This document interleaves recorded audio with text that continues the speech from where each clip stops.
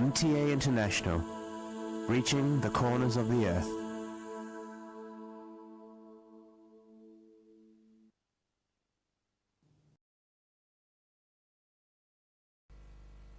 صلی علی رسولنا صلی علی محمد صلی علی نبینا صلی علی محمد صلی علی کریمنا صلی علی محمد صلی علی حبیبنا صلی علی محمد صلی علی امامنا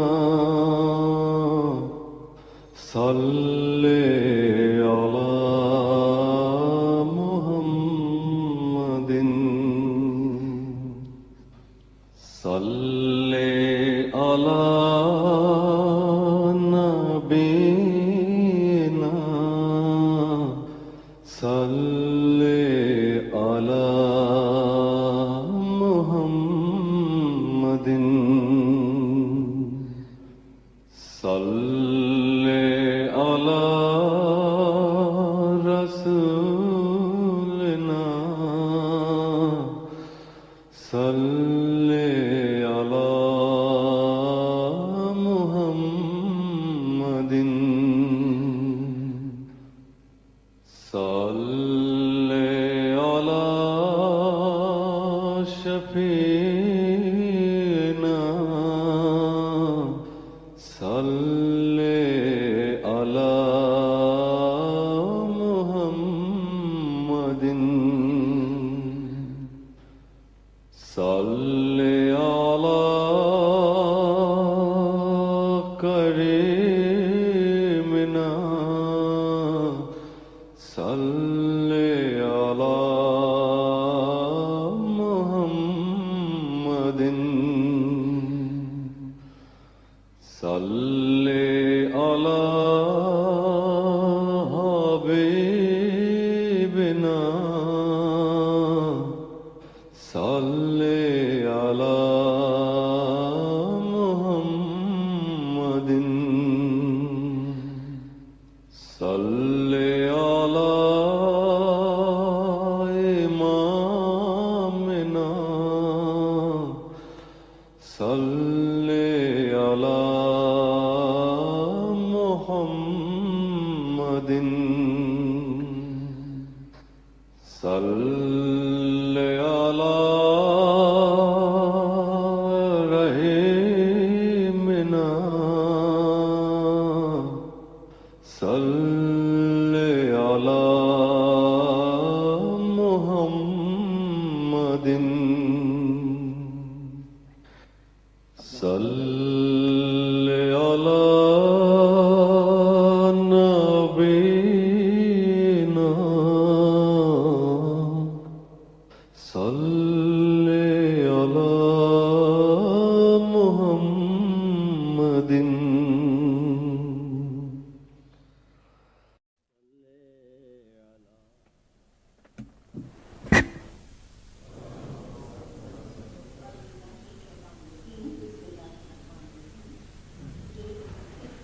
یہ آوازیں یہاں آ رہی ہیں، بند کروائیں. ترجمے والوں کی آوازیں یہاں سنائی دے رہی ہیں. اب بند ہو گئی ہے صوت. اذان دے دیں.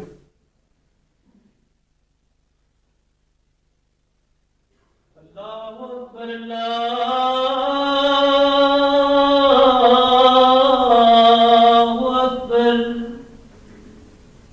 الله أكبر الله أكبر أشهد أن لا إله إلا الله أشهد أن لا إله إلا الله أشهد أن محمدا رسول الله أشهد أن محمدا رسول الله حي على الصلاة حي على الصلاة حي على الفلاح حي على الفلاح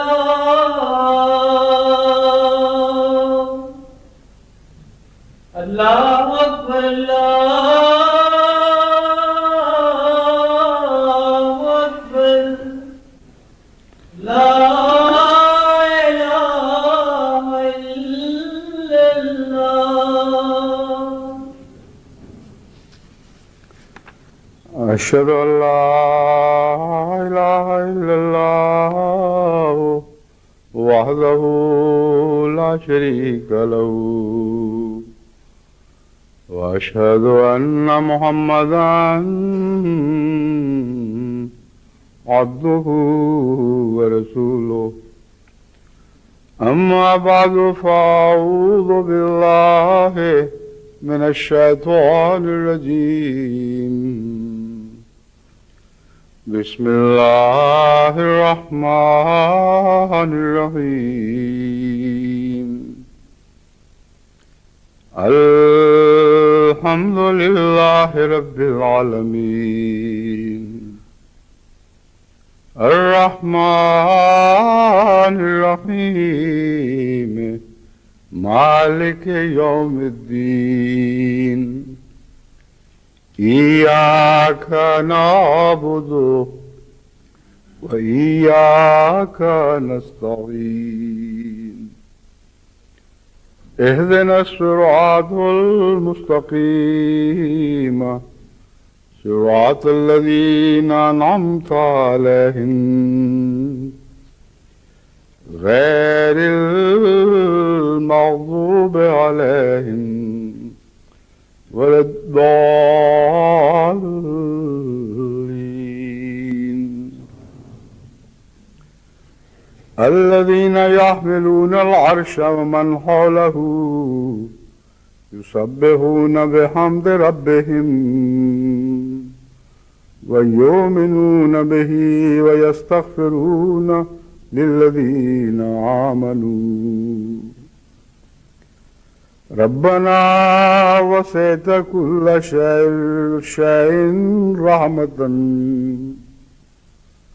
ربنا وسعت كل شيء رحمة وعلما فاغفر للذين تابوا واتبعوا سبيلك وقهم عذاب الجحيم ربنا وادخلهم جنات عدن التي وعدتهم ومن صلح من آبائهم وأزواجهم وذرياتهم إنك أنت العزيز الحكيم وقهم السيئات ومن تق السيئات يومئذ فقد رحمته وذلك هو الفوز العظيم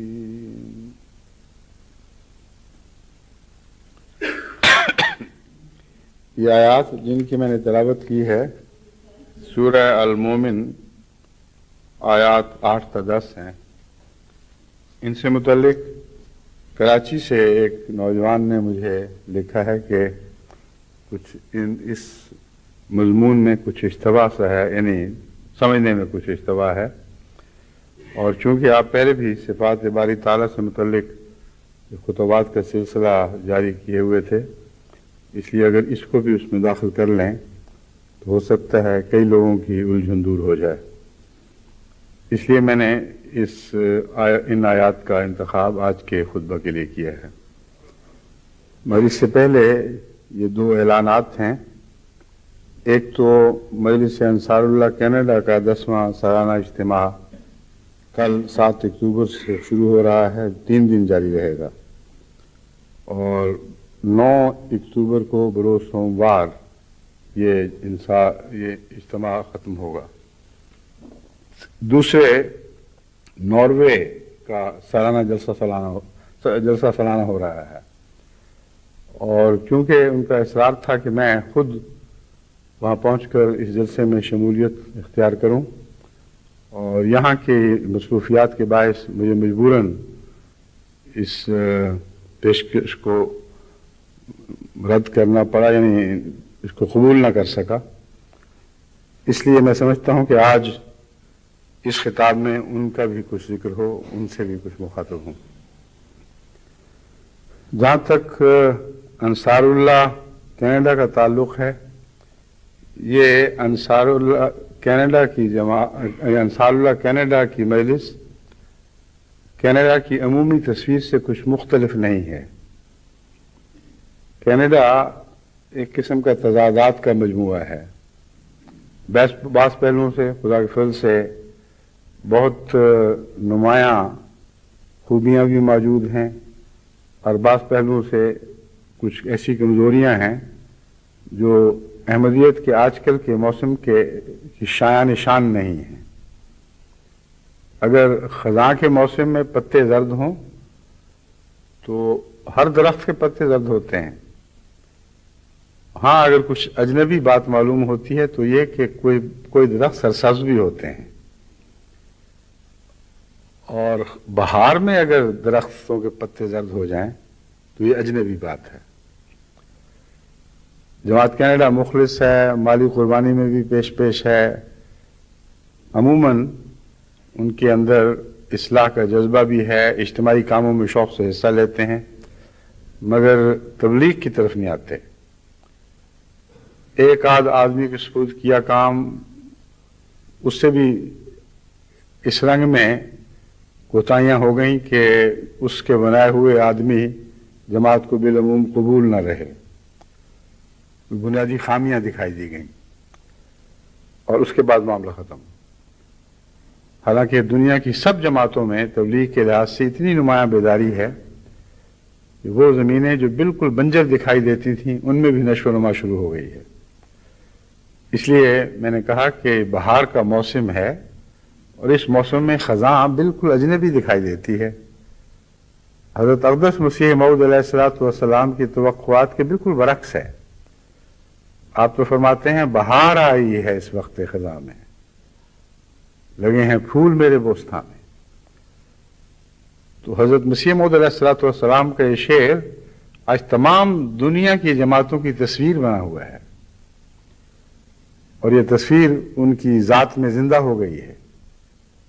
پاکستان جیسے ملک میں جہاں احمدیت کے خلاف مظالم کی حد ہو گئی اور تبلیغ کی راہ میں ہر ممکن روک کھڑی کر دی گئی، وہاں بھی اللہ تعالیٰ کے فضل سے یہی شعر صادق آ رہا ہے کہ بہار آئی ہے اس وقت خزاں میں، لگے ہیں پھول میرے بوستان میں.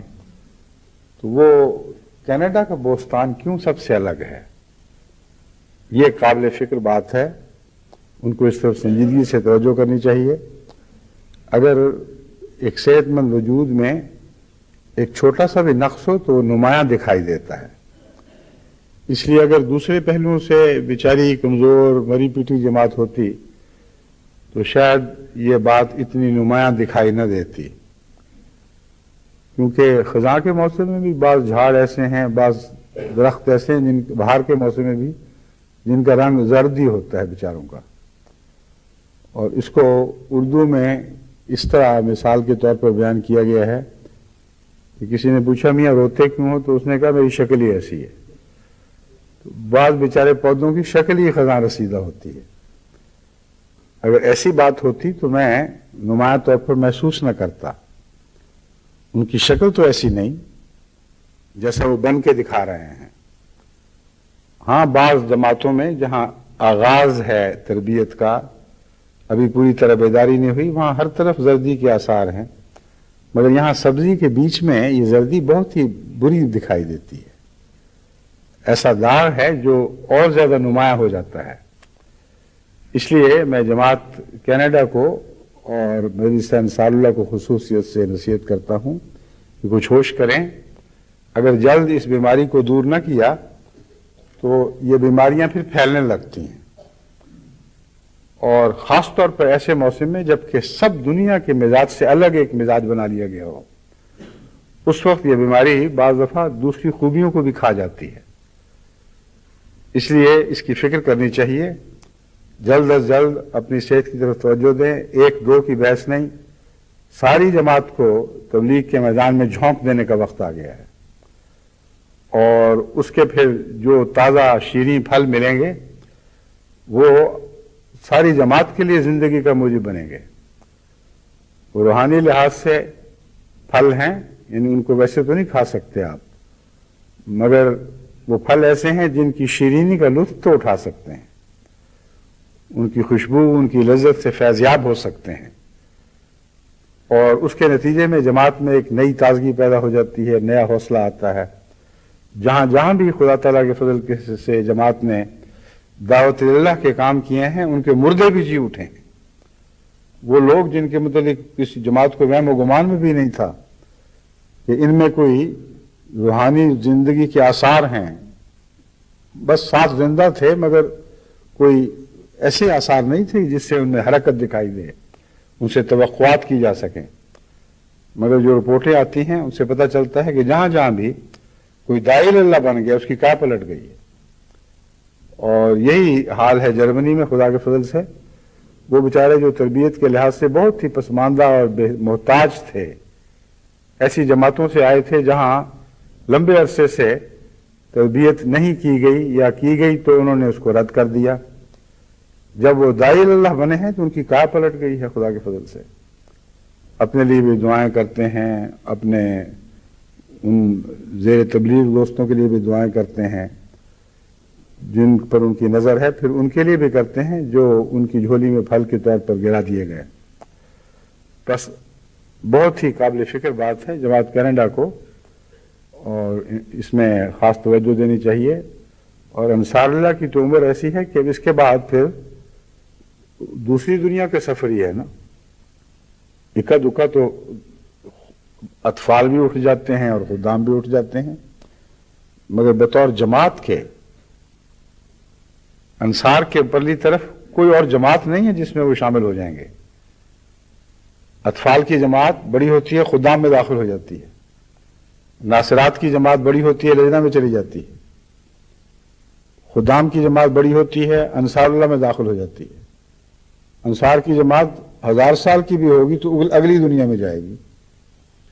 تو بحیثیت جماعت ان کا انجام دوسری دنیا کی طرف سفر میں ہے. تو جہاں دوسری دنیا کا سفر بالکل صاف سر پہ کھڑا دکھائی دے رہا ہو، وہ اسٹیشن ہی وہی ہے جہاں آ کے گاڑی ٹھہرنی ہے، تو پھر اور زیادہ فکر کی ضرورت ہے.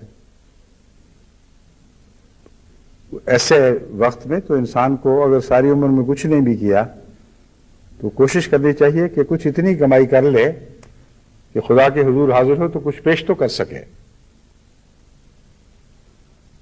حضرت مسیح موعود علیہ السلام فرماتے ہیں، بے خبر بخدمت قرآن کمر زبند زاں پیشتر کہ بانگ برایت فلان امان. حضرت مسیح موعود علیہ السلام کا شعر ہے یا کسی اور کا، مجھے اس پورا قطعی طور پر تو یاد نہیں، مگر میرے ذہن پہ تو یہی تاثر تھا کہ حضرت مسیح موعود علیہ السلام ہی کا شعر ہے. مگر شعر کا مضمون تو بہر حضرت مسیح موعود علیہ السلام کا، اس میں تو قطعی شک کوئی نہیں. کہ ایک بے خبر قرآن کی خدمت پر اپنی کمر کس لے زاں پیشتر اس وقت سے پہلے کہ بانگ برآید کہ آواز سنائی دے ایک آواز بلند ہو فلاں نہ مان، وہ نہیں رہا یعنی اس دنیا سے اٹھ گیا ہے۔ تو انصار اللہ کی عمر تو یہ بانگیں سننے کی عمر آ گئی ہے جو ان کے جانے کے بعد دوسروں کو سنائی دے گی، مگر اگر اچھے کام یہاں کر لیں گے، خدا تعالیٰ کو راضی کرنے کے لیے محنت کریں گے، کچھ زیادہ راہ بنا لیں گے، تو آسمان سے بھی تو ایک بانگ اٹھے گی جہاں اللہ تعالیٰ یہ فرمائے گا یا ایتھا النفس المطمئنہ، یا ایتھا النفس المطمئنہ ترجعی الی ربک راضیۃ مرضیہ، اے میرے مطمئن نفس یعنی میرے ذات سے مطمئن ہونے والے پیارے، آ جا، لوٹ کے میری طرف آ جا، راضیۃ مرضیہ، تو مجھ سے راضی ہے، میں تجھ سے راضی ہوں۔ تو دو قسم کی بانگیں ہیں جو بہرحال انجام کے وقت سنائی دیتی ہیں، ایک جانے والوں کے لیے پیچھے اٹھتی ہے اور ایک جانے والوں کو استقبال میں آسمان سے اترے گی۔ تو اس آواز کے لیے کیوں اپنے آپ کو تیار نہیں کرتے، اور پھر ایسا تیار کریں کہ جن کو آپ اپنی دعوت اللہ کے نتیجے میں خدا کا قرب عطا کرنے میں ایک بہانہ بن چکے ہوں، وہ آپ کی یاد میں ہمیشہ آپ کو دعائیں دینے لگیں، محض فلاں مان کی آوازیں نہ اٹھیں، بلکہ یہ آوازیں اٹھیں کہ کاش وہ رہتا اور ہم چلے جاتے، وہ ایسا پاک وجود تھا کہ اس کے جانے سے خلا پیدا ہو گیا ہے۔ بس انصار اللہ خواہ کینیڈا کے ہوں خواہ دنیا میں کسی جگہ کے ہوں، ان کو خصوصیت کے ساتھ اس اپنی حیثیت کو پیش نظر رکھنا چاہیے کہ بحیثیت جماعت وہ ایک مرنے والی جماعت ہے، یعنی مادی طور پر مرنے والی، مگر اس طرح مریں کہ ہمیشہ کے لیے زندہ ہو چکے ہوں تو تب ان پر موت آئے۔ مر کے مر جانا یعنی ہمیشہ کی موت کو قبول کر لینا، یہ کوئی شعور کی بات نہیں، کوئی عقل کی بات نہیں ہے، یہ بہت ہی نقصان کا، گھاٹے کا سودا ہے۔ بس میں امید رکھتا ہوں کہ انصار اللہ دنیا میں ہر جگہ میرے اس پیغام کو غور سے سنیں گے، سمجھیں گے، اور اپنے اندر اور اپنے میں سے جو کمزور تر ہیں ان کے اندر نئی زندگی پیدا کرنے کی کوشش کریں گے، اور سب سے اچھا زندگی پیدا کرنے کا ذریعہ دعوت اللہ ہے۔ دعوت اللہ کام ایسا ہے کہ جو دونوں طرف نفع بخش ہے، جو بلاتا ہے اس کو بھی زندہ کرتا ہے، جس کو بلایا جاتا ہے وہ بھی زندہ ہو جاتا ہے۔ بس خدا تعالیٰ سب سے زیادہ زندہ کے سپرد یہ کام کرتا ہے۔ حضرت صلی اللہ علیہ وآلہ وسلم کے متعلق فرمایا کہ یہ بلانے والا جب بلائے تاکہ تمہیں زندہ کرے تو اس کی آواز پہ لبیک کہا کرو۔ بس زندگی یعنی روحانی زندگی ایک ایسی عظیم چیز ہے کہ جب یہ عطا کی جاتی ہے تو جس کو عطا کی جاتی ہے اس کی طرف سے عطا کرنے والے کو بھی ایک فیض ملتا ہے، وہ اور بھی زیادہ زندہ ہو جاتا ہے، اور جو زندہ ہو وہی زندگی بخش سکتا ہے، غیر زندہ کو توفیق نہیں ملتی۔ بس وہ لوگ جو محنت کرتے ہیں اور پھل نہیں پاتے، جب وہ دعائیں کرتے ہیں، فکر کرتے ہیں، ان کے اندر تربیت کے لحاظ سے بھی ایک مربی بیدار ہو جاتا ہے، ایک دعائیں کرنے والا بزرگ ان کے نفس میں سے پیدا ہوتا ہے، اور ہر پہلو سے وہ پہلے سے زندہ تر ہونے لگتے ہیں۔ بس میں امید رکھتا ہوں جماعت بحیثیت مجموعی صرف انصار اللہ ہی نہیں، آج کے اس دور کے اہم ترین تقاضے کو پورا کریں گے، اور دعائیں مانگتے ہوئے اللہ تعالیٰ کے فضل سے اپنی تمام تر صلاحیتوں کو تبلیغ کے میدان میں جھونک دیں گے۔ جہاں تک ناروے کا تعلق ہے، ناروے کی جماعت اللہ تعالیٰ کے فضل سے دن بدن ترقی پذیر ہے، اور ہر پہلو سے ایسی ترقی کر رہی ہے کہ جس سے دل کو حقیقی خوشی پہنچتی ہے۔ دعوت اللہ کا کام بھی جاری ہے، اگرچہ اتنا زیادہ نہیں جتنا دوسری خوبیوں میں جماعت ناروے آگے بڑھ چکی ہے، مگر اپنی توفیق اور حیثیت کے لحاظ سے خدا کے فضل سے بہت سی جماعتوں سے نسبتاً آگے ہیں، اور یہ روح دن بدن नुमाया हो रही है, ज़्यादा आदमी जो यानी अहमदी जो पहले तबलीग कर रहे थे उनमें मज़ीद के इजाफे हो रहे हैं। इसलिए मैं समझता हूँ कि जमात नॉर्वे को भी बाकायदा मुनज़्ज़म तरीक़ पर अब ये नज़र रखने की ज़रूरत है कि कौन है जो दावत इल्लाह में हिस्सा नहीं ले रहा। ऐसा आदमी अगर बीमार है, कमज़ोर है, या ऐसी खातून हैं जिनके बस की बात नहीं, ये ऐसे आने वाले हैं जो बड़ी उम्र में पाकिस्तान से आए और उनको ज़ुबान नहीं आती, कोशिश करते हैं बे तो नहीं आती, उस ग्रोह को भी अगर खुसूसियत से मुनज़्ज़म करके दुआओं पर उनको मामूर किया जाए कि तुम्हें दुआएं करनी हैं, तो अल्लाह ताला के फजल के साथ उनका भी हिस्सा होगा। फिर अगर और ज़्यादा अक्ल से काम लें तो दुआओं के बाद ये सोचें कि हर आदमी बराह रास्त तबलीग में मुलव्वस ना भी हो, तो तबलीग की तैयारी के सिलसिले में पीछे बहुत से कारकुनों की ज़रूरत होती है। ये तो एक जहाद है और जहाद में ये मजमून ऐसा एक लाजमी मजमून है कि वो लोग जो मजहबी नुक्ता निगाह से जहाद को नहीं भी समझते, फौजी नुक्ता निगाह से इस बात को समझते हैं कि जो फौजें हैं उनमें लड़ने वाला सिपाही बाकी फौज की तादाद की निस्बत कम होता है, और एक बड़ी तादाद फौज की ऐसी है जो लड़ने वाली सिपाही के लिए तैयारी कर रही है। कुछ गोला बारूद बनाने में मसरूफ हैं, जो फैक्ट्रियों में काम कर रहे हैं, वो भी तो एक फौज का हिस्सा है। कुछ वो हैं जो इन डिपों से ताल्लुक़ रखते हैं जहां फौज की ज़रूरत के सारे सामान इकट्ठे किए जाते हैं, ज़रूरत हस्ब ज़रूरत तकसीम किए जाते हैं। कुछ मेडिकल कोर्स हैं जो उनकी सेहत का ख्याल रखने वाली हैं। कुछ सप्लाई के महकमे हैं जिनका सिर्फ ये काम है कि डिपो से सामान लें और हस्ब ज़रूरत हर एक को ज़रूरत की बर वक्त चीज़ मुहैया करते रहें। मोटर ट्रांसपोर्ट्स हैं, कई किस्म के काम हैं, और साइंसी नुक्ता निगाह से ऐसे इंजीनियर्स की ज़रूरत है जो जंगी ज़रूरतों के वक्त काम आ सकें और उनको तजर्बा हो कि जंगी ज़रूरत की इंजीनियरिंग के फ़राइज़ कैसे सर अंजाम दिए जाते हैं। इन सब को आप मिला लें तो लड़ने वाले सिपाही की तादाद कम हो जाएगी और इनकी ज़्यादा हो जाएगी। मगर ये सब सिपाही हैं।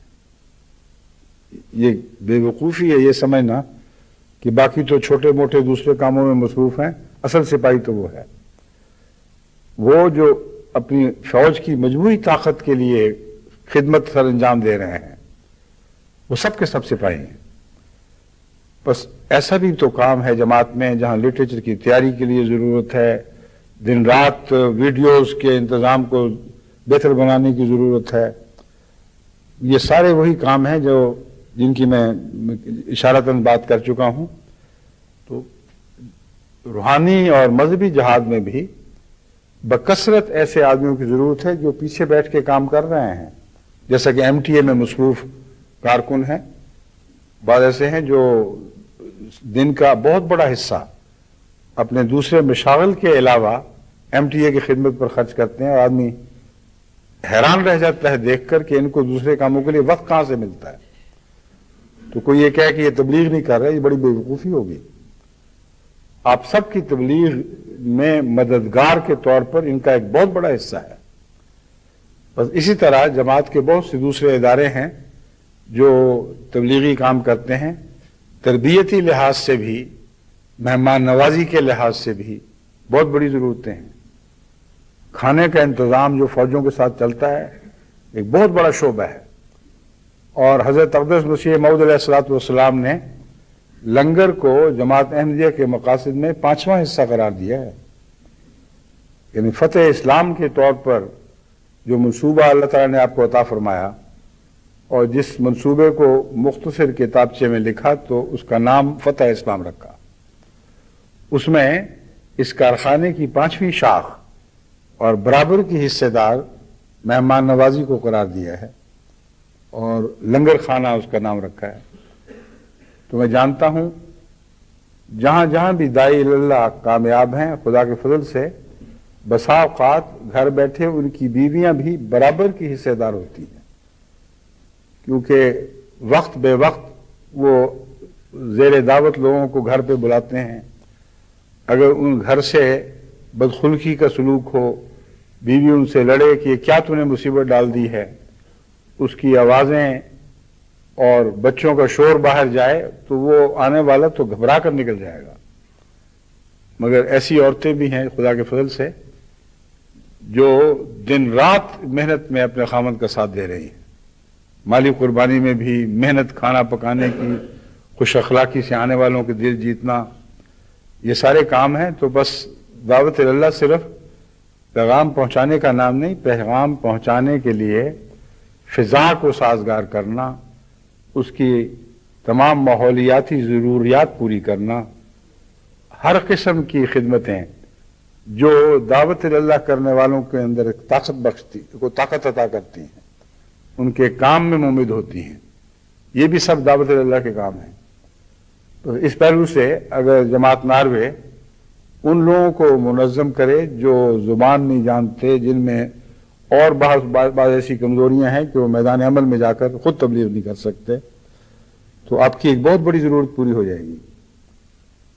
अब वो जानते हैं क्योंकि बहुत एक ऐसी बात है जिसमें वो बाकी दुनिया के लिए नमूना बन गया है।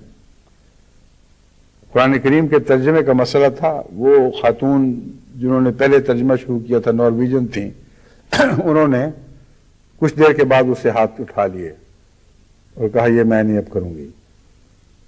और इस मुश्किल के वक्त मैंने नॉर्वे की जमात को कहा कि एक चैलेंज है, आपके नए नस्ल के बच्चे खुदा के फजल से ऐसे हैं जिन्होंने नॉर्वेजियन जबान में नॉर्वेजियंस को पीछे छोड़ दिया है और इम्तियाजी सर्टिफिकेट्स उनको मिले हैं, और उनके असातिज़ा हैरान रह गए हैं कि गैर कौमों से आए और हमारी जुबान में हमारे बच्चों को पीछे छोड़ गए। तो अल्लाह ताला के फजल से वो ऐसे हैं जिनको उर्दू भी याद है, उनके माँ बाप ने उर्दू की निस्बत से भी उनकी तरबियत की हुई है। तो आपके पास मवाद मौजूद है, खा उम्रें छोटी हों, इनकी टीमें बनाएं। और उन्होंने फिर जो खुदा के फजल से अल्लाह अमीर साहब को जज़ा दे, जो भी काम कहा जाता है फौरन सरगर्म अमल हो जाते हैं, अपनी तालीम जैसी भी हो, मगर जो अतात का जज्बा है वो ऐसा नुमाया है कि एक सेकंड देर नहीं लगने देते, इधर पैगाम मिला उधर वो काम शुरू कर दिया। तो उन्होंने देखते देखते टीमें बना ली और इस तेजी से वो तर्जमा हुआ है कि मैं हैरान रह गया। मुझे ये खतरा पैदा हुआ कि कहीं ये तर्जमा बिल्कुल निकम्मा ही ना हो जो इस कदर तेज हो गया है। तो यहाँ की चोटी की कंपनी को जब उसका नमूना भेजा तो उन्होंने कहा बेहतरीन तर्जमा है, एक लफ्ज भी हम नहीं निकाल सकते। तो ये देखिए अल्लाह ताला ने अब यूरोप में हमें वो नई नस्लें अता कर दी हैं जिनको वहां की जुबान उन्हीं लोगों से सीखने की तौफीक मिली है, जिस तरह उनके बच्चों ने सीखी वैसे उन्होंने सीखी। और उर्दू भी आती है, बहुतों को अंग्रेजी भी आती है, और हमारी वो बढ़ती हुई लिटरेचर की ज़रूरतें जिनके मुताबिक फिक्र रहता था कि अब कैसे पूरी होंगी, अल्लाह ताला ने हमारे सामने देखते देखते हमारी कोशिश के बगैर खुद ब खुद पूरी कर दी और फिर उनके दिलों पर कब्जा कर लिया। यूरोप में पलने वाली नई नस्लों का अपने आप को इस तरह पेश कर देना जिस तरह तमाम यूरोप में जब भी कहा गया अहमदी बच्चों और बच्चियों ने पेश किया है, इसकी मिसाल आपको दुनिया में दिखाई नहीं दे सकती। यहां तो पलने वाले बच्चे अपने घरों के नहीं रहते, अपने मां बाप से अजनबी हो जाते हैं। वजह यह कि मजहब के नाम पर जो इस जमाने में एक कदीम सी बात समझी जाती है, उनको बुलाया जाए और ज़ौक शौक से आए और सुने कि लोग इकट्ठे हो रहे हैं तो बगैर बुलाए भी आना शुरू हो जाए, खत लिखें, इसरार करें कि हम भी तो हैं, हमें भी तो खिदमत का मौका दो। तो इस पहलू से अब कोई भी ऐसी आवाज नहीं है जो उठाई जाए उसके जवाब में लब्बैक लब्बैक की आवाजें ना आए। ये भी तो अल्लाह का फजल है जो आसमान से उतरा है। ये भी उस बहार का हिस्सा है जिसका मैंने इब्तिदा में जिक्र किया था कि बहार का मौसम आ गया है, उठो उठो। अब वो खजान की बातें पीछे छोड़ दो। بس جہاں خدا کے فضل سے پہلے ہی بہار ہے اس میں مزید تر و تازگی کی گنجائش تو ہمیشہ رہتی ہے. اس لیے ناروے کی جماعت کو چاہیے دعائیں کرے، استغفار کرے، اور ایک پہلو کی طرف خصوصیت سے توجہ کرے کہ بعض دفعہ خدمت دین کرنے والے خدمت دین کو اتنا اہم سمجھتے ہیں کہ اپنی نادانی ناسمجھی کی وجہ سے بنیادی باتوں سے غافل ہو جاتے ہیں. مثلا نماز با جماعت ہے، نماز کا ترجمہ ہے، قرآن کریم سے محبت اور اس کی تلاوت ہے، بنیادی دینی اخلاق ہیں. تو کئی دفعہ یہ بھی دیکھا گیا ہے، یہاں تو ابھی میرے سامنے ایسی باتیں نہیں آئیں، لیکن پاکستان میں بسا اوقات جب میں صدر مجلس تھا مجھے یہ شکایت آتی تھی کہ اچھی مجلس عاملہ ہے جو باہر نماز کھڑی ہوئی تھی اور یہ اپنے دفتر میں مجلس عاملہ بن کے بیٹھے ہوئے تھے. ان کو میں نے ڈانٹا، میں نے کہا جس مقصد کے لیے تم پیدا کیے گئے، جس مقصد کو بطور خاص سنبھال رکھا ہے، اس کو بھلا کر تم کیا خدمت سر انجام دو گے؟ کسی ایسی مجلس کی ضرورت نہیں ہے. نماز کے قیام کا تعلیم مذہب کی تعلیم میں سب سے نمایاں حصہ ہے. یہ وہ مقصد ہے جس کی خاطر انسان کو پیدا کیا گیا ہے. جہاں خدا تعالیٰ نے خود سہولتیں مہیا فرمائی ہیں، اجتماعی طور پر جماعت ان سہولتوں سے فائدہ اٹھاتی ہے. جب اجتماعی باتیں ہوں سفر کے دوران یا ویسے بعض ضرورتیں ہوں جہاں خدا نے اجازت دی ہے کہ نمازیں جمع کرو، وہاں جماعت نمازیں جمع کرنے کو برا نہیں سمجھتی، مگر ایک نظام کے تحت کام ہوتا ہے. یہ نہیں ہو سکتا کہ جماعت کھڑی ہو جائے اور کچھ لوگ کہیں ہم مجلس عاملہ کی میٹنگ میں بیٹھے ہوئے ہیں.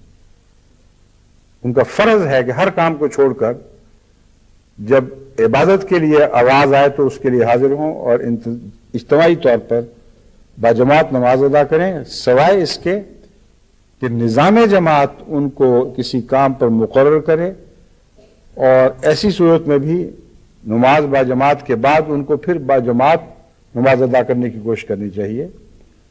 وہ لوگ جو کارکن ہیں ان کے لیے ایسا انتظام ہونا چاہیے کہ ان کو بعد میں اکٹھا ایک امام کے تابع نماز پڑھنے کا موقع مل جائے. تو ناروے کو میری نصیحت یہ ہے، اول تو جو اس وقت بیکار ہیں ان کو بھی کام میں لائیں، اور اس کی طرف میں نے اشارے کر دیے ہیں کیا کیا طریق ہیں. اور دوسرا یہ کہ جو نوجوان خدمت کر رہے ہیں ان کی بنیادی تربیت کی طرف توجہ دیں، اور یہ دیکھیں کہ اس خدمت کے ساتھ ساتھ وہ بحیثیت مومن خدمت کے شایان شان بھی ہیں کہ نہیں، ان میں ایمان کی صفات عمل کے ساتھ جلوہ گر ہیں کہ نہیں. خالی ایمان اگر کچھ جلوے دکھاتا بھی رہے تو جب تک وہ عمل ساتھ نہ ہو جس کا قرآن کریم نے بطور شرط ذکر کیا ہے، یہ ایمان کچھ دیر کے بعد مرجھا جائے گا. اس کو عبادت زندہ رکھتی ہے. الذین یؤمنون بالغیب ویقیمون الصلاۃ ومما رزقناہم ینفقون. مومن وہ ہیں جو نماز کو قائم کرتے ہیں اور پھر خدا کی راہ میں خرچ کرتے ہیں. یہ سادہ سی تعریف ہے مگر انسانی زندگی کے ہر پہلو پر حاوی ہے. بس میں امید رکھتا ہوں کہ جماعت ناروے خصوصیت سے اس پہلو کی طرف بھی توجہ دے گی، کیونکہ اگر یہ کرے گی تو ان کی نیکیوں کو استقلال نصیب ہو جائے گا، ان کی نیکیاں دائمی ہو جائیں گی. کیونکہ عبادت کرنے والے کی نیکیوں کی حفاظت عبادت کرتی ہے. ان الصلاۃ تنہی عن الفحشاء والمنکر. قرآن کریم نے جو صفات بیان کی ہیں نماز کی اور نمازی کی، اسے پتہ چلتا ہے کہ سب تربیتوں سے بڑھ کر تربیت یہ ہے کہ کسی شخص کو باجماعت نماز کا عادی بنا دیا جائے، اور پھر نماز کے قیام میں یہ بات لازماً ہے کہ جو نماز پڑھتا ہے اس کو نماز کا ترجمہ بھی آتا ہو، سوچ سمجھ کر پڑھے. اس مضمون میں جو نماز کے دوران پڑھا جاتا ہے تربیت کے بے انتہا مسالے موجود ہیں. وہ مصلحتیں ہیں جن کے پیش نظر خدا تعالیٰ نے وہ عبارتیں مقرر فرمائی ہیں، وہ تبھی فائدہ پہنچا سکتی ہیں اگر آپ کو ان کا ترجمہ آتا ہو، ان کا مضمون سمجھتے ہوں، ان کے مضمون پر غور کرنے کی عادت پڑ جائے. تو پھر ان میں سے نئی نئی باتیں از خود پھوٹتی چلی جائیں گی. ہمیشہ کا رزق نصیب ہوگا، ایسا رزق جس میں نفاد نہیں، جو کبھی ختم نہیں ہو سکتا. تو اللہ تعالیٰ سب دنیا کی جماعتوں کو ان دو نصیحتوں پر خصوصیت سے عمل کی توفیق بخشے، جو ایک کینیڈا کو خصوصاً پیش نظر رکھ کر کی ہے اور ایک ناروے کو بالخصوص پیش نظر رکھ کے کر رہا ہوں. اب میں ان آیات کی طرف آتا ہوں. اگر بقیہ وقت میں یہ بیان نہ بھی ہو سکیں تو انشاءاللہ اگلے خطبے میں باقی مضمون میں ادا کروں گا. اللہ تعالیٰ فرماتا ہے الذین یحملون العرش ومن حولہ، وہ لوگ جو عرش کو اٹھائے ہوئے ہیں، ومن حولہ، اور جو اس کے ارد گرد ہیں، یسبحون بحمد ربہم، وہ سب اپنے رب کی حمد کرتے ہیں اور ہم تسبیح کے ساتھ کرتے ہیں. یسبحون بحمد ربہم، یہ تسبیح حمد کے ساتھ کرتے ہیں. تسبیح سے مراد یہ ہے کہ اس کو ہر نقص سے پاک بیان کرتے ہیں اور سچی گواہی دیتے ہیں. نظر رکھنے کے بعد یہ بیان دیتے ہیں کہ ہمارا رب ہر نقص سے پاک ہے. جس جس صفت پر اور صفت کو جس طرح دنیا میں عمل پیرا ہوتے انہوں نے دیکھا، وہ یقین کے ساتھ کہہ سکتے ہیں کہ ہم نے کہیں بھی صفات الہی کی جلوہ گری میں کوئی نقص نہیں پایا. یہ مضمون ہے تسبیح کا، اور یہ بہت وسیع مضمون ہے. اور اگر یہ مضمون نہیں تو تسبیح بالکل بے معنی ہے. کیونکہ اگر آپ کسی شخص کے متعلق یہ اعلان کریں کہ وہ نقص سے پاک ہے اور آپ کو اس کی واقفیت ہی کوئی نہ ہو، اور آپ نے زندگی کا کچھ بہت تھوڑا حصہ اس کے ساتھ گزارا ہو، اکثر نہ واقف ہوں، اس کی عادتوں کا علم نہ ہو، اس کے ماحول کا علم نہ ہو، تو دنیا کی عدالت بھی اس کو رد کر دے گی، اس گواہی کو قبول نہیں کرے گی. بس اللہ کی شان کے خلاف ہے کہ بعض لوگوں کی گواہی اپنے حق میں پیش کر رہا ہو اور وہ گواہ جھوٹے ہوں یا لا علم ہوں. بس ان مومنوں کی گواہی ہے جو اپنے دعوے میں خالص ہیں، انہوں نے واقعتاً تمام زندگی صفات باری تعالیٰ کو کی جلوہ گری کو دیکھا ہے، اور جہاں بھی دیکھا ہے نقص سے پاک دیکھا ہے. وہ ہیں الذین بحمد ربہم، اور پھر نقص سے پاک ہی نہیں دیکھا بلکہ ہر نقص کے مقابل پر جو مد مقابل صفت حسنہ ہے، ایسی خوبی ہے جو مثبت معنی رکھتی ہے، اس کو بھی جلوہ کر دیکھا ہے. اگر ایک شخص کے متعلق کہا جائے کہ وہ بدنظری نہیں کرتا تو یہ ایک نقص سے پاک ہونا، ایک پہلو سے نقص سے پاک ہونے کا اعلان ہے. مگر اس کی نظر اور اچھے کاموں میں اگر استعمال نہ ہو اور اللہ تعالیٰ کے جلووں کا مشاہدہ محبت اور پیار سے نہ کرنے والی، اس کو پتہ ہی نہ ہو کہ خدا کس طرح جلوہ گر ہوا ہے، تو اس کے متعلق یہ گواہی بالکل ہی ناقص اور معمولی گواہی ہوگی. مگر اگر وہ بد نظر سے پاک ہو اور حسن نظر رکھتا ہو تو پھر اس کی نظر کی ایک عجیب شان پیدا ہو جاتی ہے، اس کی نظر میں ایک عجیب شان پیدا ہو جاتی ہے. یہی مضمون ہے یسبحون بحمد ربہم. وہ اللہ تعالیٰ کی صفات پر غور کرتے ہیں، نظر ڈالتے ہیں اور بالکل سچی گواہی دیتے ہیں. عینی گواہ کے طور پر اٹھ کھڑے ہوتے ہیں، کہتے ہیں جہاں ہماری نظر گئی ہے ہم نے کبھی بھی صفات باری تعالیٰ کو میں کوئی نقص نہیں دیکھا. اور اس کے برعکس نقص تو درکنار، ہمیشہ اس کو ہمیشہ مثبت خدا تعالیٰ کی صفات کو مثبت، خوبصورت، دلکش، مفید عام صفات کے طور پر جلوہ کر دیکھا. یہ گواہی دینے والے ہیں جن کے متعلق فرمایا وہ عرش کو اٹھائے ہوئے ہیں. وَيُؤْمِنُونَ بِهِ، اور وہ اس پر ایمان لاتے ہیں. اب یہ دلچسپ انداز ہے اس آیت کا کہ پہلے یہ گواہی دی ہے، بعد میں فرمایا ہے وَيُؤْمِنُونَ بِهِ۔ ایمان پہلے نہیں کہا، گواہی پہلے دی ہے۔ جو سوال کرنے والا تھا اس کا سوال تو یہ تھا کہ عرش کیا چیز ہے، اور اس کے حوالے سے ہمیں بتائیں کہ کیا مطلب ہے عرش کو اٹھانا۔ یہ تو میں بیان کروں گا انشاءاللہ، لیکن اس آیت کی پر ایسی نظر ڈالنا تو لازم ہے نا کہ آپ اس کے الٹ پھیر کر دیکھیں اچھی طرح کیا کہنا چاہتی ہے، اس میں کیا کیا خاص باتیں ہیں جو قابل توجہ ہیں۔ تو ایک قابل توجہ بات یہ ہے کہ ایمان کا پہلے ذکر نہیں فرمایا، بعد میں فرمایا ہے۔ اس موقع پر اس میں ایک خاص حکمت ہے۔ اگر ایمان پہلے ہو تو انسان اس کو برائیوں سے پاک ہی سمجھتا ہے۔ جو اپنا پیر ہے اس پر تفصیلی نظر ڈالی ہو یا نہ ڈالی ہو، لوگ یہی سمجھتے ہیں کہ ہر برائی سے پاک ہی ہے، ہر خوبی کا مالک ہے۔ اور اکثر دنیا میں ایمان کی یہ حالت ہے بیچاروں کی، کہ جن باتوں پر ایمان لاتے ہیں یا جن رسولوں پر بھی ایمان لاتے ہیں ان کی عظمت تو بہت ہے دل میں، لیکن ایمان کی وجہ سے ان کی خوبیاں بیان کرتے ہیں، خوبیاں دیکھ کر بیان نہیں کرتے۔ ایمان کی وجہ سے برائیوں سے پاک اور ان کی عصمت کے قائل ہوتے ہیں، اور اگر کوئی ان کی عصمت پر حرف ڈالے، انگلی اٹھائے تو اس انگلی کو کاٹ دیں گے، بلکہ بعض دفعہ اسے بھی قتل کر دیتے ہیں، مگر پتہ ہی نہیں کہ عصمت ہے کیا چیز۔ بس وہ مومن اور ہیں جو ایمان کی خاطر اپنے پیاروں کی یا ان پر ان کی جن کے حق میں وہ ایمان لاتے ہیں گواہیاں دیتے ہیں کہ وہ ہر نقص سے پاک ہیں، ہر خوبی کے مالک ہیں، مگر اللہ جن کی بات کر رہا ہے یہ بہت ہی عظیم لوگ ہیں۔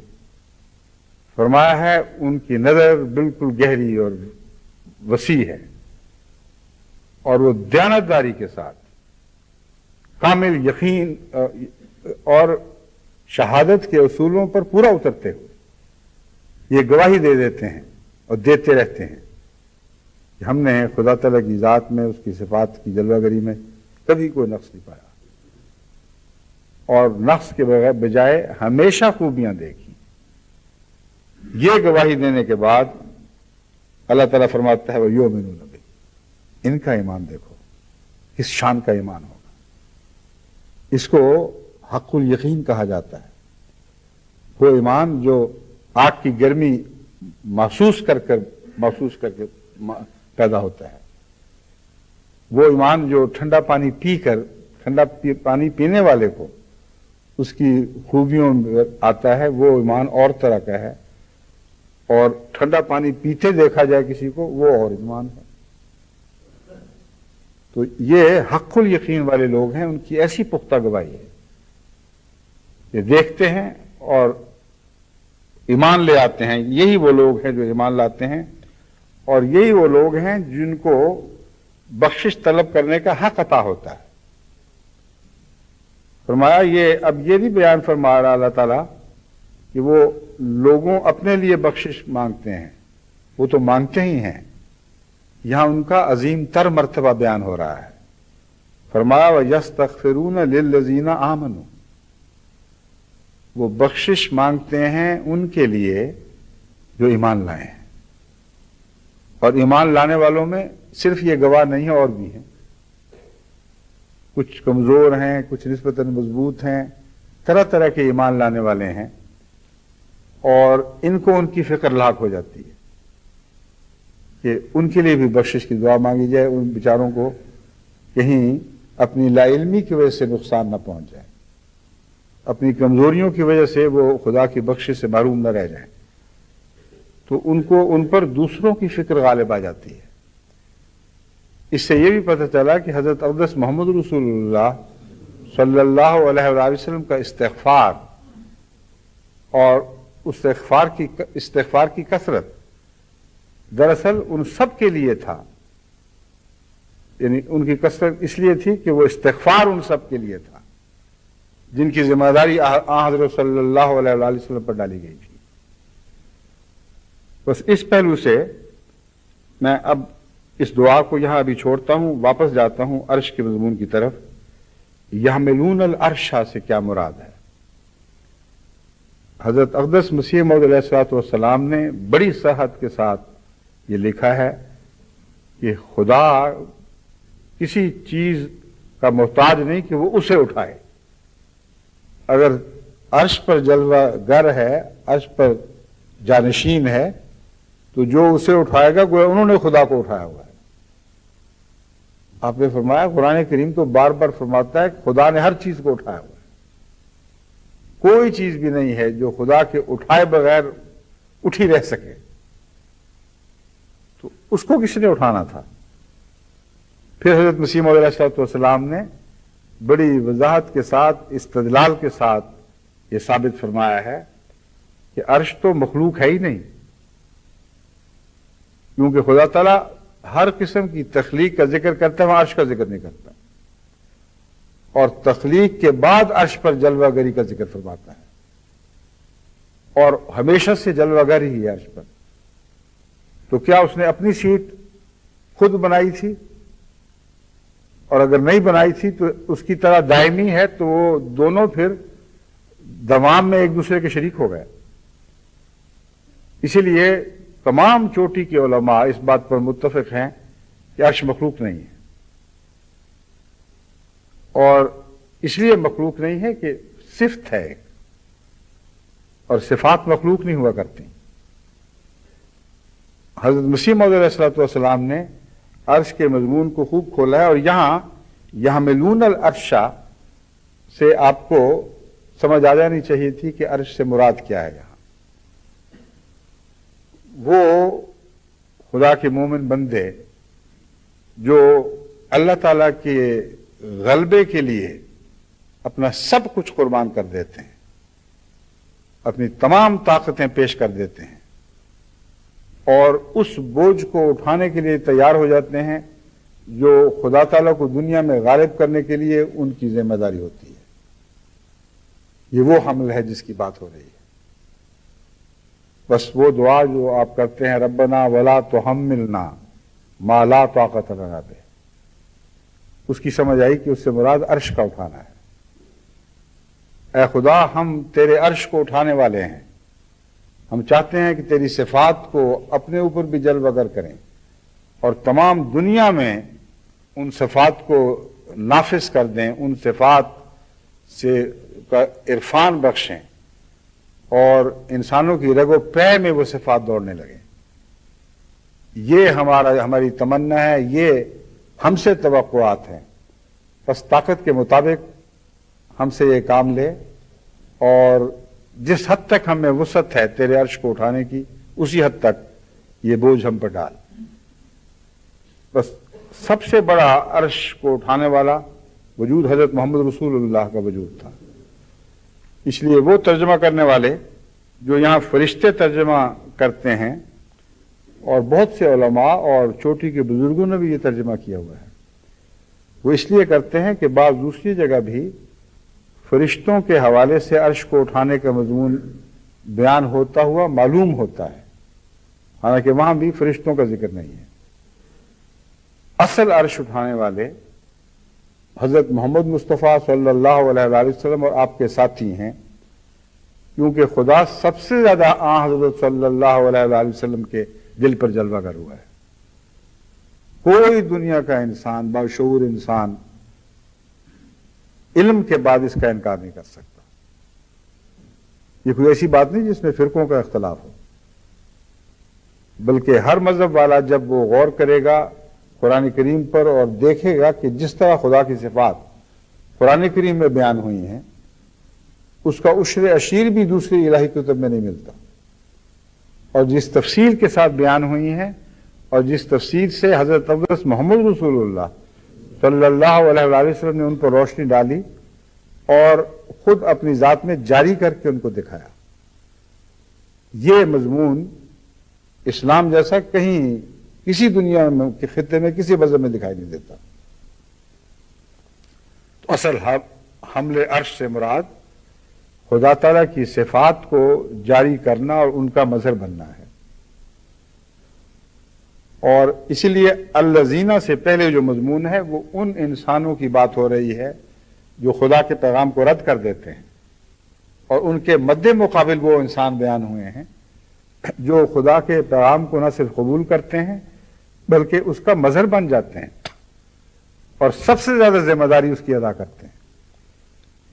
یہ جو آیات ہیں سورہ حامیم سے لی گئی ہیں، یا نہیں، سورہ المومن سے، اور اس کی پہلی آیت حامیم ہے۔ اس میں بیان ان لوگوں کا ہے شروع میں جنہوں نے انبیاء کا انکار کیا، صفات باری تعالیٰ کے بیان کے بعد پھر ان کا ذکر شروع کرتا ہے۔ بس جو عرش بعد میں آئے گا اس کا تعلق صفات سے ہے۔ اللہ تعالیٰ فرماتا ہے حامیم، یہ وہ قرآن کی آیات ہیں جو خدا کی حمد بیان کرتی ہیں اور اس کا مجد بیان کرتی ہیں، اس کی بزرگی کے جلوے دکھانے والی آیات ہیں۔ غافر الذنب، وہ گناہوں کے بخشنے والا ہے، وقابل التوبہ، اور توبہ کو قبول کرنے والا ہے، شدید العقاب، جب پکڑتا ہے تو بہت سخت پکڑ ہے اس کی، ذی الطول، اور اس کی پہنچ بہت ہے، اس کی وسعتوں کی انتہا کوئی نہیں، اور ذی الطول میں بخشش کا بے پناہ ہونا بھی اس میں موجود پایا جاتا ہے۔ بس ذی الطول کا جو ترجمہ مسلم اور نے کیا ہے وہ ہے بڑا احسان کرنے والا ہے۔ طول میں دراصل اس کی وسعت، اس کی عظمت، اس کی رحمتوں کی انتہا، یہ ساری چیزیں آ جاتی ہیں۔ اس لیے ذنب کے مضمون کے بعد فرمایا وہ مغفرت تو کرنے والا ہے لیکن بے دھڑک بھی نہ ہو جانا۔ یہ نہ سمجھ لینا کہ چونکہ مغفرت کرنے والا ہے اس لیے بے دھڑک ہو کر جسارتیں کرنے لگو، کیونکہ جب وہ پکڑتا ہے تو بہت سخت پکڑتا ہے، اس کی پکڑ سے پھر کوئی چیز کسی وجود کو بچا نہیں سکتی۔ لیکن یاد رکھنا کہ پکڑ کا مزاج غالب مزاج نہیں ہے، جو غالب مزاج ہے وہ ذی الطول ہے، بہت ہی کریم ہے، بے انتہا خوبیوں کا مالک اور احسان کرنے والا۔ بس طول کے لفظ میں ہر قسم کی صفات کی وسعتیں آ جاتی ہیں۔ لا الہ الا ہو، اس کے سوا اور کوئی معبود نہیں ہے، الہ المصیر، مگر یاد رکھنا لوٹ کر اسی کی طرف جانا ہے۔ بس اس مضمون کے بعد پھر فرمایا کہ جو اہل علم ہیں، اہل عقل ہیں، وہ جرأت نہیں کرتے کہ اس کے نشانات کا انکار کریں۔ ما یجادل فی آیات اللہ الا الذین کفروا، صرف کافر ہی ہیں جو پھر اس کی صفات میں بحث کرتے ہیں، اس کے متعلق بےہودہ نامناسب باتیں کرتے ہیں اور پھر اپنی طرف سے اپنے حق میں دلائل بھی پیش کرتے ہیں۔ یہ وہ ہیں جو جدال کرنے والے لوگ ہیں۔ ولا یغررک تقلبہم فی البلاد، وہ دنیا میں ایسے لوگ دوڑے پھرتے ہیں آزادانہ، جو چاہیں کرتے پھریں۔ اللہ تعالیٰ فرماتا ہے تجھے یہ بات دھوکے میں مبتلا نہ کر دے، یہ لوگ غالب ہیں، یہ آزاد ہیں، اپنی من مانیاں کرنے والے ہیں، ان کو وسعتیں عطا ہوئی ہیں، جس ملک میں جائیں جو چاہیں پروپیگنڈا کریں۔ فرمایا یہ بات تجھے مبتلا نہ کر دے، کیونکہ اس سے پہلے جن جن لوگوں نے جھٹلایا ہے ان کا انجام دیکھ کے کیا ہوا۔ فرمایا کذبت قبلہم قوم نوح والاحزاب، اس سے پہلے نوح کی قوم نے بھی تو جھٹلایا تھا، والاحزاب، اور کئی قسم کے گروہ اور جتھے تھے جنہوں نے جھٹلا دیا تھا جو حضرت نوح کے بعد آئے۔ من بعدہم وہمت کل امت برسولہم، اور ہر امت نے، ہر قوم نے جس کی طرف رسول بھیجا گیا ہے ایڑی چوٹی کا زور لگا لیا، ہمت، پورے ارادے کے ساتھ، پورے عزم کے ساتھ یہ فیصلہ کر لیا، لِيَأْخُذُوهُ وَجَادِلُوا بِالْبَاطِلِ لِيُدْحِضُوا بِهِ الْحَقَّ، کیا عزم کر لیا، کیا ارادہ لے کر اٹھے تاکہ وہ اس کو پکڑ لیں، اس رسول کو، اور جادلوا بالباطل، اور باطل کے ذریعے، جھوٹ کے ذریعے اس کے ساتھ سخت لڑائی شروع کر دیں۔ इनकी सारी बातें झूठी होती हैं जब वो अंबिया का और हक का मुकाबला करते हैं।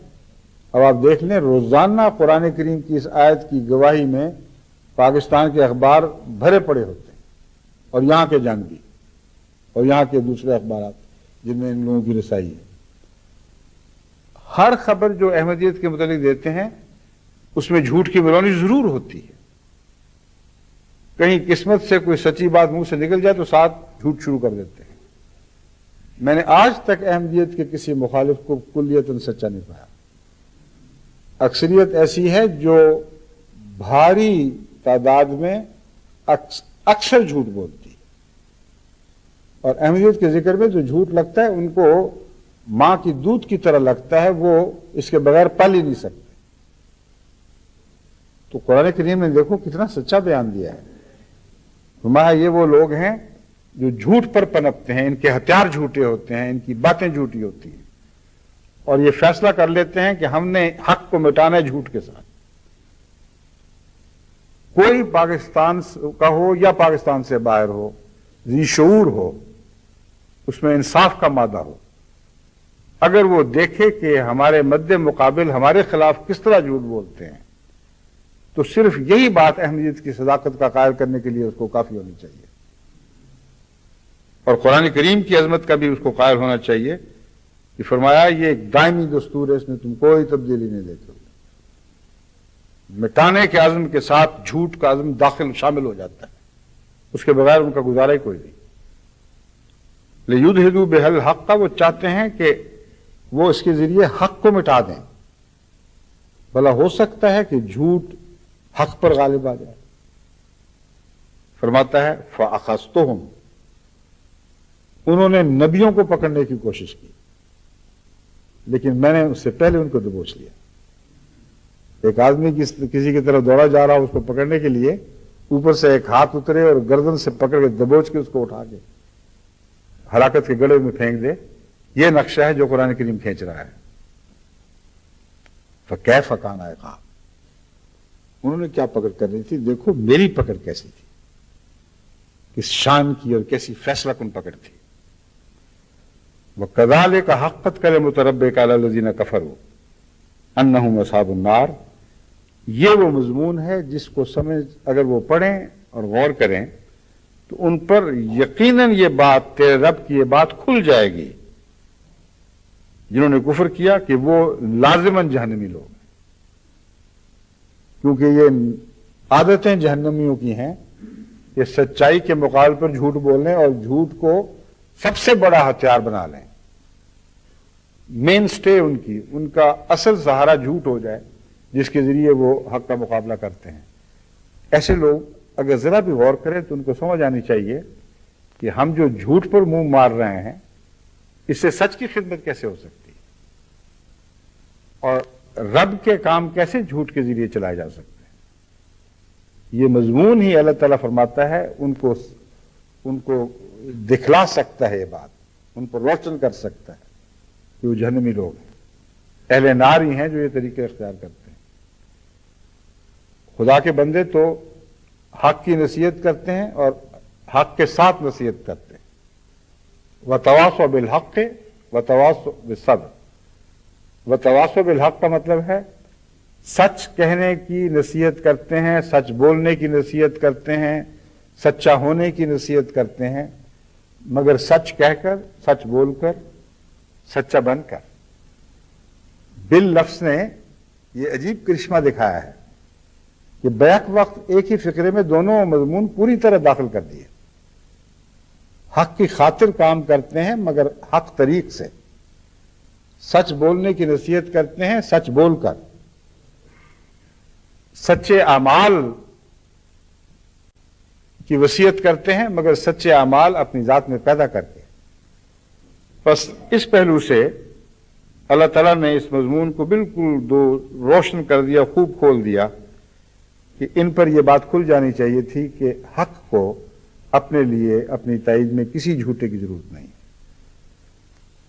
और जिसको तुम बातिल भी समझ रहे हो उसको भी झुटलाने के लिए बातिल काम नहीं आ सकता, और हक तुम्हारे पास है नहीं। تو کیسا کھلا کھلا فیصلہ ہے کہ تم لازمن جہنمی لوگ ہو. یہ جہنمیوں کی عادات ہیں، سمجھتے کیوں نہیں؟ ان کے بعد یہ فرمایا الذین یحملون العرش ومن حولہ. کیسی بات کھول دی ہے. ان کے مقابل پر مومنون ہیں، اور مومنوں کی جماعت کے سردار حضرت اقدس محمد رسول اللہ ہیں صلی اللہ علیہ وآلہ وسلم. انہوں نے وہ ساری ذمہ داریاں اٹھا لی ہیں جو سچائی کو دنیا میں غالب، روشن اور غالب کرنے کے لیے اٹھانی ضروری ہیں. اس عرش سے مراد خدا تعالیٰ کی صفات حق ہیں، اور وہی صفات ہیں جو دراصل مومن اپنی جان پر، اپنے دل پر اٹھاتے ہیں، اور مومن کا عرش دل ہی وہ عرش بن جاتا ہے جس پر خدا جلوہ گری کرتا ہے. اس کا جو اگلا حصہ ہے وہ انشاءاللہ میں آئندہ خطبے میں بیان کروں گا، وقت گزر چکا ہے.